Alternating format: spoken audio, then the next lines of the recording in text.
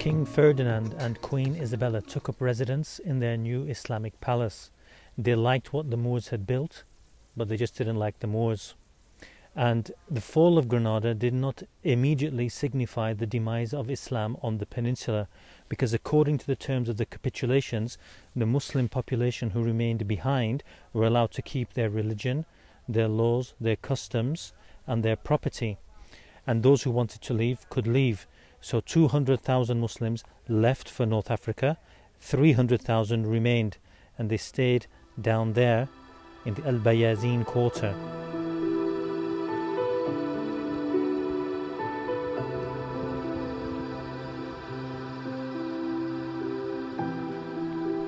So when the Muslims were leaving Castilian and Aragonese land and they were migrating in to Granada, many of them came from a place called Baiza.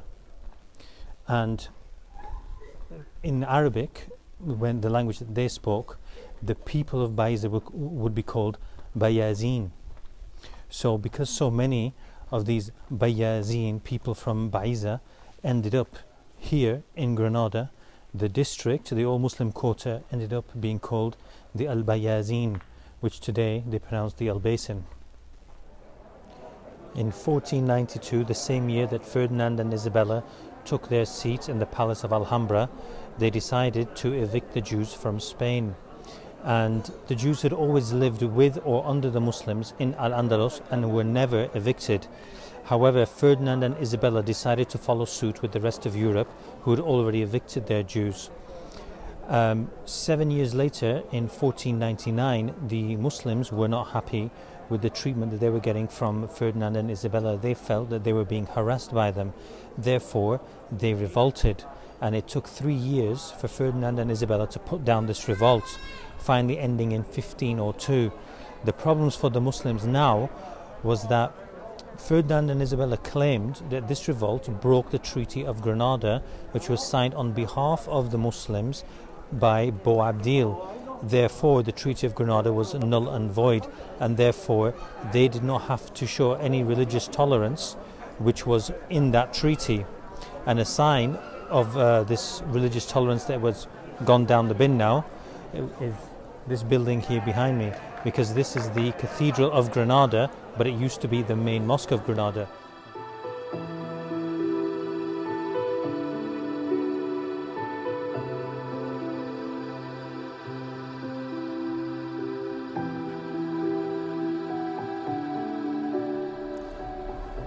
This building behind me here, which is currently closed because of coronavirus issues, is called La Madrasa, and it translates from Arabic from Al-Madrasa, which means the school.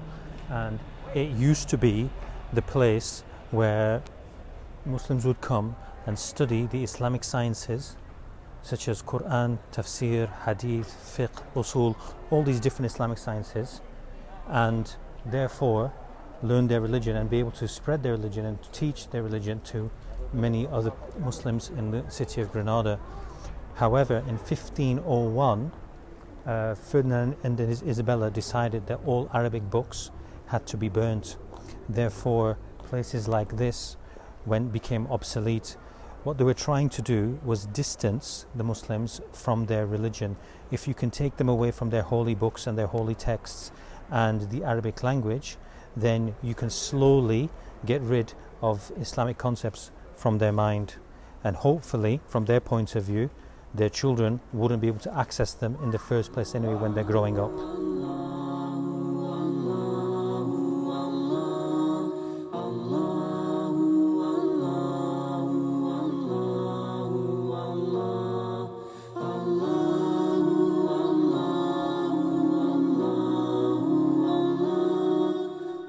In 1502, after the rebellion had been put down, the Catholic monarchs, King Ferdinand and Queen Isabella, issued an edict, and it said that the remaining Muslims in Granada had 3 options. Number 1, convert to Catholicism. Number 2, get the hell out of Spain. Number 3, you die. So most of the Muslims chose option number 1, to convert to Catholicism. We'll talk a bit more about this shortly. But from then on, they would now be known as Moriscos, and that word translates from Spanish into English as little Moors. And any Morisco or any little Moor found reading the Quran, doing the Islamic prayer, doing wudu, the ritual ablution that Muslims do, or anything which was obviously Islamic, they could now be killed on the spot. But the question is, how sincere were these conversions, given the fact that they were done by force and given the fact that they were done en masse?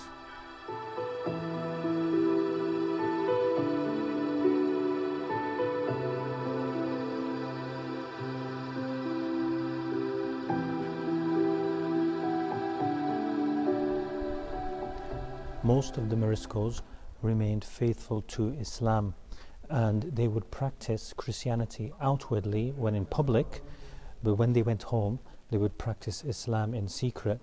So when they were out in public, they would have to go to church on Sundays to prove that they were Christians, and they'd also, if they had children, their children would have to be baptized as Christians. They might even eat pork and drink wine if Catholics were around, or if the authorities were around. However, when they went home, they would do their 5 daily prayers and they would eat halal food. And the situation remained like this for some years. Some of the Muslims might be asking, how is this possible? How is this allowed? Well, what they had done is they'd consulted some Islamic scholars in a place called Wahran, and they got something called the Wahran Fatwa. So Wahran, which is spelt in English O-R-A-N, is actually a place in Algeria, and some shuyukh in Algeria said, we know your situation, we know they're going to kill you if they find out that you're not a Christian, so keep it quiet, do what you need to do and practice Islam in secret. And hence this continued. And a good example of this duality which occurred is marriages. So when it came time to get married, the Morisco man and the Morisco woman would go to a church and have a ceremony with the priest. But then when they went home, they would then have another ceremony, the Islamic ceremony, which to them was the one that really mattered.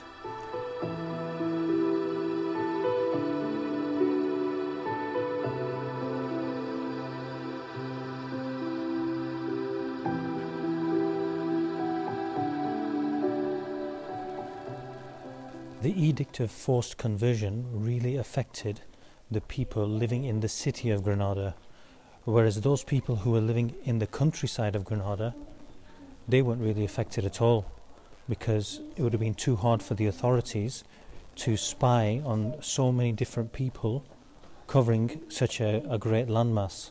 So they got on with their life pretty much as usual, speaking Arabic, praying 5 times a day, saying Salamu Alaikum in public, not eating pork, not going to church, things like this. So they were lucky, they got to keep on practicing their own religion for now.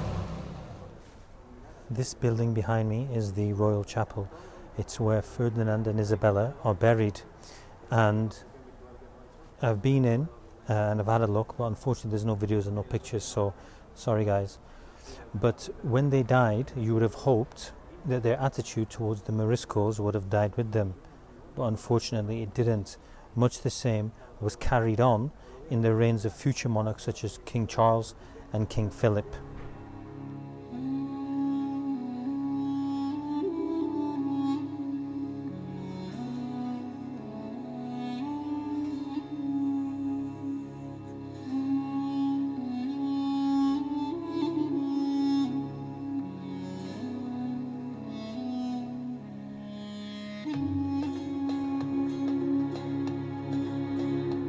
Under Philip II, the Morisco question was greatly debated because integration or forced conversion had not been successful, and they were well aware that the Moriscos were practicing Islam in secret, but they didn't know how to deal with this. Conformity to Christian norms was now demanded because there was Ottoman activity in the Mediterranean, and there was also the Barbary pirates who were very active in raiding the south coast of Spain. So the Spanish were very wary and scared of an alliance between the Moriscos in Spain and the Ottoman administration in Istanbul, or the Barbary pirates from North Africa. Advised by the clergy, King Philip issued a decree in 1567 which effectively banned all forms of Morisco identity. The Arabic language was completely gone, their dress was banned, their dances were banned, lots of things were banned. They even had to leave their doors open on Fridays and days that potentially would have been celebrated as Eid, so they could come in and inspect what was going on. Even Muslim names had to be dropped, but this time, as opposed to the previous times, it was vigorously enforced.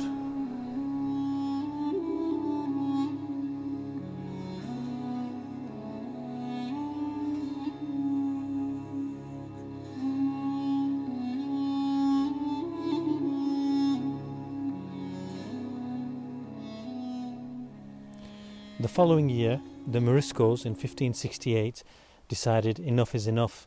They could see where everything was going.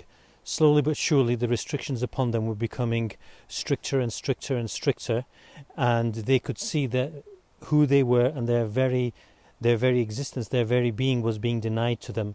And they knew that Spain was going to stop at nothing, not only to rid Islam but Muslims from the peninsula. So they decided to revolt.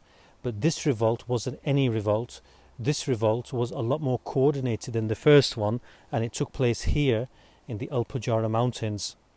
And the Moriscos knew that they were fighting for their very essence, and if they didn't win, then that was it.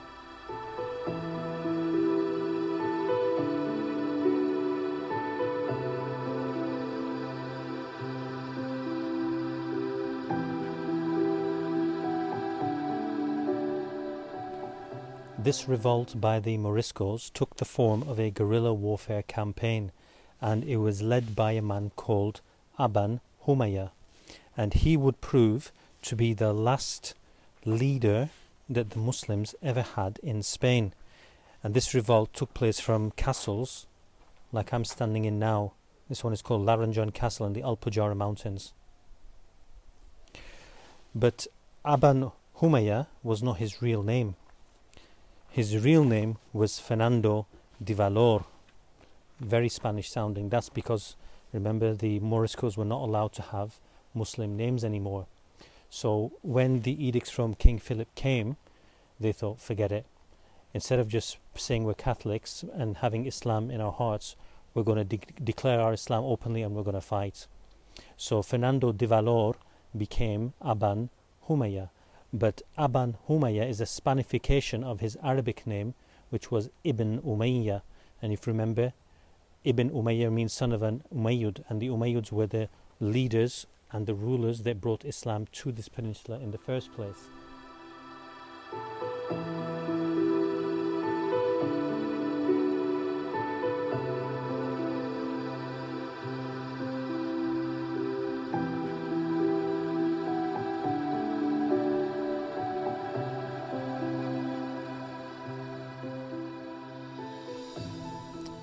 This revolt went on for 2 years, and it was very violent, very vicious, and very bloody. But after 2 years, finally the Spanish managed to break through and put down this rebellion up in these mountains from places like this castle here. And now the game was up for the Moriscos, because before, with some of the restrictions put on them, they just stayed quiet and went about their lives secretly. That didn't go well for them, and more restrictions came. Then they decided to do a guerrilla warfare campaign, and they lost. There was no other tactics left for them to use. So the game was up, and Spain decided to relocate 80,000 of these Morisco Muslims from the south to the north, mainly in Castile, and that would dilute the population over here. And these people had to walk there, and on the way many of the old and the ill died. And then replacements, Christian replacements, Catholic replacements from the north were shipped in to the south.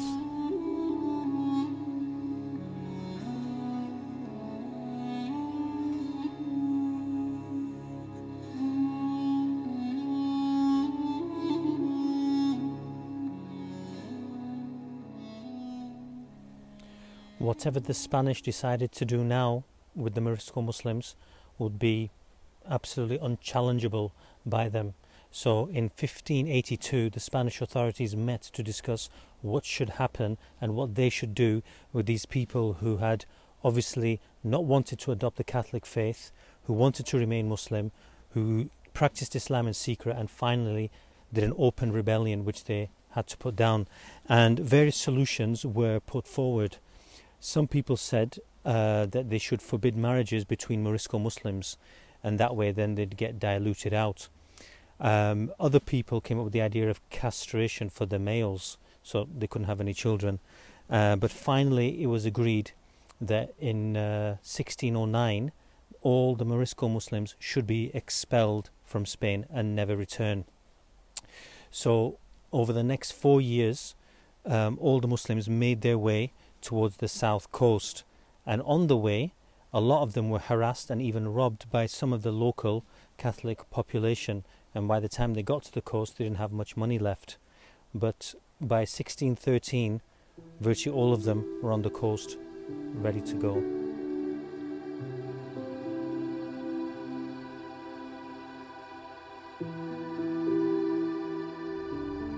So 300,000 Morisco Muslims made their way to port cities on the south coast, such as this one, which is Malaga. And on arrival, they found Spanish sailors ready to charge extortionate prices to them to take them across the straits. As a result, they couldn't afford to take everyone in their family, many of them, and they had a decision to make because they had to leave someone behind. If the adults stayed behind, then a Morisco would be remaining in Spain, therefore the adult will be killed. If they left the child behind, then the child would go and live with Catholic parents and be brought up as a Catholic. So many of these parents unfortunately had this very tough decision to make, and many of them decided to leave their children behind. So both child and parents will at least remain alive. Then there were those people who could afford the journey across, and some sailors, some Spanish sailors, took these people halfway across and then dumped them in the water and then returned back to Spain with all their belongings. As for the rest of them, they managed to make it to North Africa.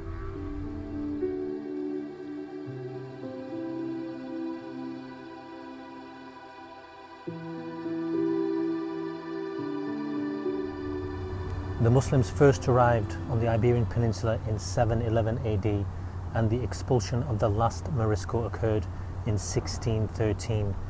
That means there was a 900-year presence of Islam and Muslims on the Iberian Peninsula. However, there was a very big difference between the Muslims who first arrived and the Muslims who left 900 years later. The Muslims who first arrived were mainly of Arab and Berber descent, and they numbered about 12,000. However, in the 800s and the 900s, there was mass conversions of the local Catholic Iberian population to Islam. Therefore, the Muslims who were being expelled 900 years after Islam first arrived were just as Spanish as the people who were kicking them out. Their only crime was that they weren't Catholic, they were Muslim. One Portuguese monk described this event, the expulsion of the Moriscos, as an agreeable Holocaust, saying it wasn't evil, but it had to happen because we needed a purely Catholic Spain and Portugal. And with this event, the 900-year history of Islam and Muslims on the Iberian Peninsula came to an end.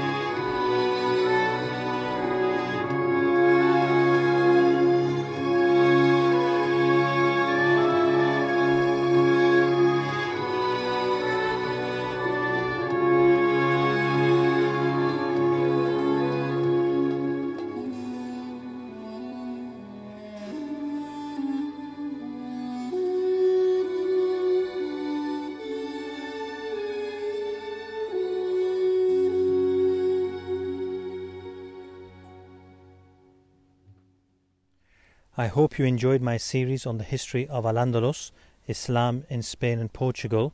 If you did, please like the videos, please subscribe to my channel and press the bell button for notifications, because I have another Islamic history trip coming up real soon. Until then, Assalamu alaikum wa rahmatullahi wa barakatuhu.